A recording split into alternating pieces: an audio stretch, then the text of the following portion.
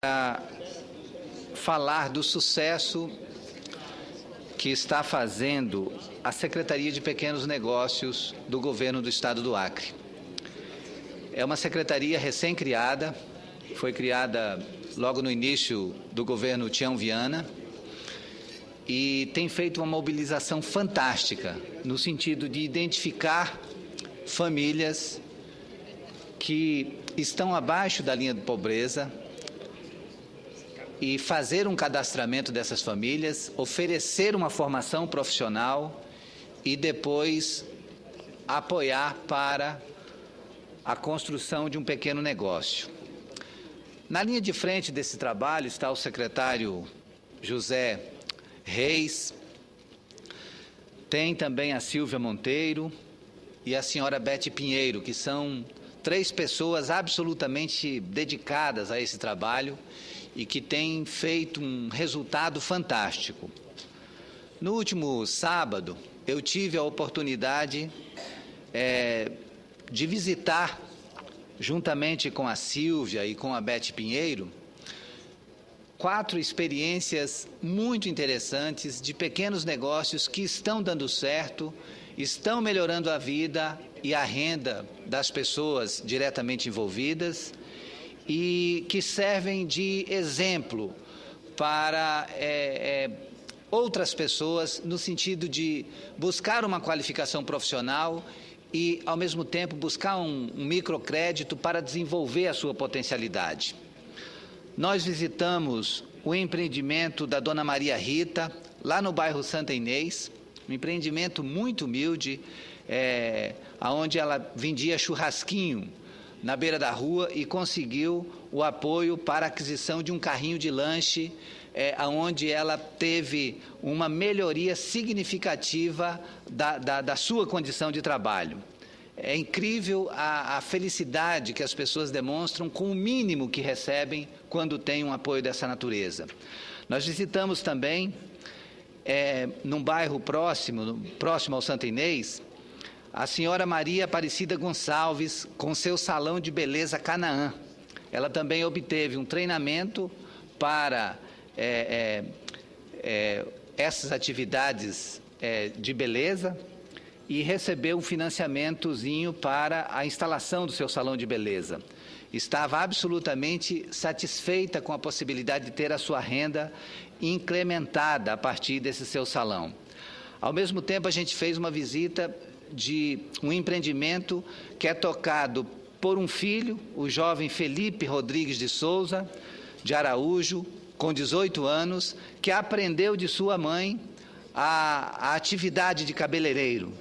E eles também instalaram um salão e já estão tendo uma renda significativa a partir da soma dos esforços com o apoio que obtiveram para a instalação do seu salão. E, por último, fizemos uma visita no bairro Jorge Lavocá a uma cooperativa de costureiras. Essas mulheres se juntaram a partir das dificuldades que cada uma delas tinha, fizeram treinamento específico, já tinham habilidade para costura, corte e costura, e daí obtiveram o apoio para a aquisição das máquinas e estão produzindo muitas peças de confecções a partir dos moldes que recebem e estão produzindo e comercializando esses seus produtos. Isso tudo dentro daquele espírito dos pequenos empreendimentos. Eu faço esse relato aqui para dizer que existe um contraste entre a intenção e a ação. O governo da presidenta Dilma se comprometeu a fazer um combate frenético à miséria e à fome. Aliás, o slogan do nosso governo é "País rico é país sem miséria". E a presidenta Dilma tem desenvolvido um esforço sincero, um esforço abnegado no sentido de combater a miséria e a fome a partir da geração de emprego e renda para as pessoas. Mas, infelizmente, alguns subalternos não se dão conta de que precisam sair da caixinha, precisam tomar atitudes. E aí eu me refiro aos bancos. Quando se refere a microcréditos, os bancos oficiais do Brasil estão muito a desejar. Estão deixando muito a desejar.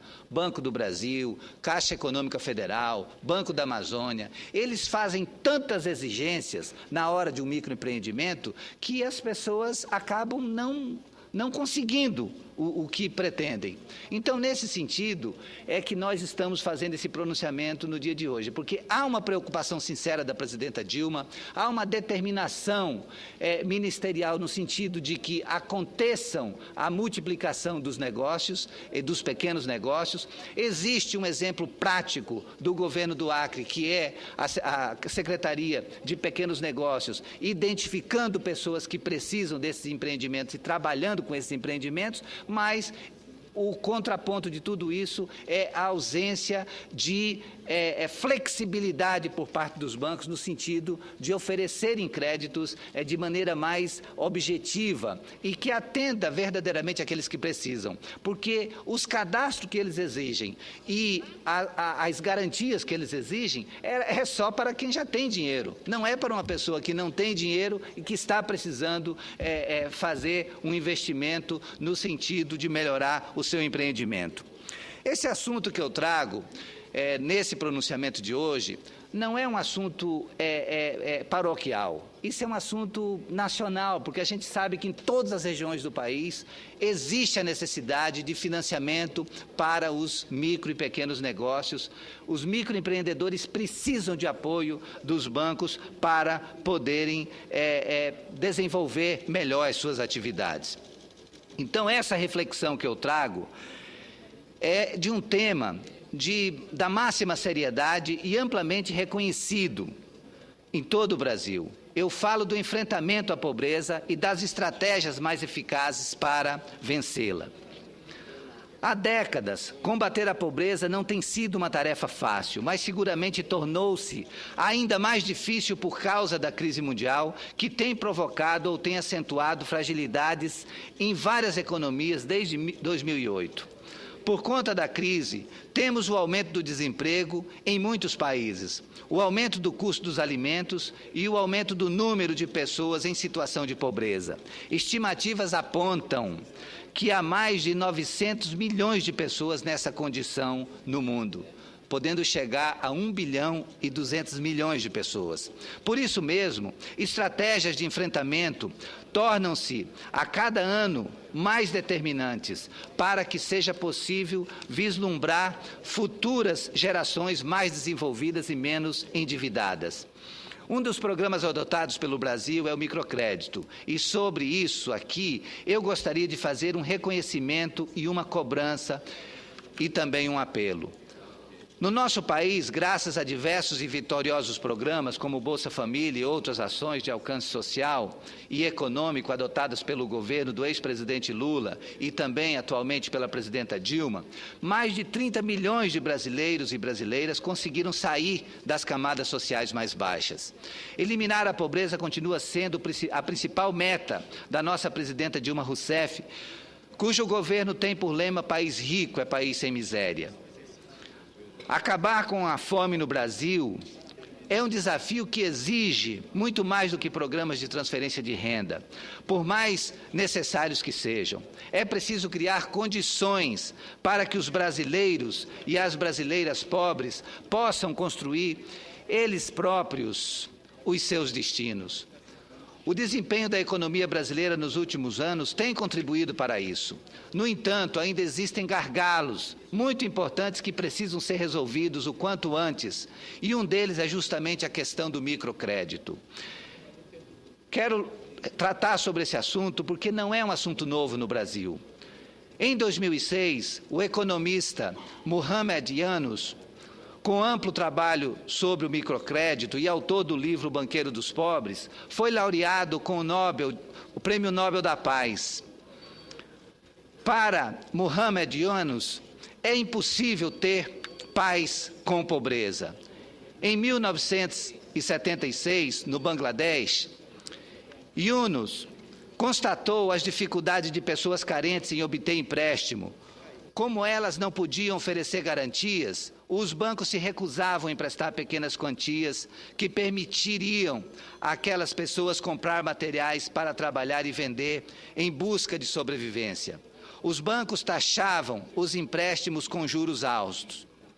Mohamed Yunus criou então o Banco do Pobre para emprestar sem garantias nem papéis a cerca de 6 milhões de beneficiários. A taxa de recuperação do crédito do Banco do Pobre chegava a mais de 90%. No Brasil, o Programa Nacional do Microcrédito, lançado pelo governo da presidenta Dilma no ano passado, já emprestou mais de 1 bilhão e 200 milhões de reais para pequenos empreendedores. É um dinheiro que foi aplicado para melhorar, ampliar ou até mesmo começar um novo negócio. É previsto para mudar a vida das pessoas. A Lei 11.110, de 25 de abril de 2005, instituiu o Programa Nacional do Microcrédito Produtivo Orientado. Essas são boas ações. No entanto, conseguir pequenos empréstimos tem sido muito difícil no Acre. No nosso estado, a realidade com o microcrédito ainda não chegou à prática desejada. Os bancos têm exigido garantias, têm estabelecido burocracias, dificuldades que estão em desacordo com a proposta do governo de democratizar o crédito. O nosso público não tem conta no banco, está apenas iniciando sua formalização. O Acre tem hoje 133 mil pessoas em condição de extrema pobreza. Para enfrentar essa realidade, o governo do estado criou a Secretaria de Pequenos Negócios, que funciona com uma estratégia de geração de renda. Essa secretaria trabalha desde a formação do pequeno empreendedor individual e da cessão dos equipamentos necessários para que a pessoa possa montar seu próprio negócio até o acompanhamento do empreendimento.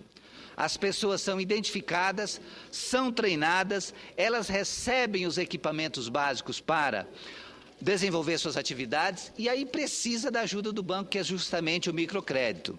É uma estratégia vitoriosa, elogiada e que já desperta a atenção e o interesse de outros estados do Brasil, como é o caso do governo do Amazonas.